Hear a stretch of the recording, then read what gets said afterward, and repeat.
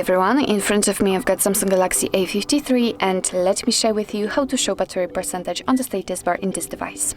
So if you'd like to see the exact battery percentage just like I've got here in this device, all you have to do is to simply find and open the settings. And now let's scroll in order to find the notifications. As you can see, they should be on the third position, let's say. So let's enter the notifications, and here we have to scroll down to find advanced settings. And on the second position in the status bar section, we've got the show battery percentage option, which is obviously in my case turned on. So if you've got it turned off, if you've got only the battery indicator on the status bar, all you have to do is to simply tap on it. And as you can see, from now on, your device will display the exact percentage of the usage of the battery. So actually this is it. This is how to show battery percentage on the status bar in your Samsung Galaxy A53.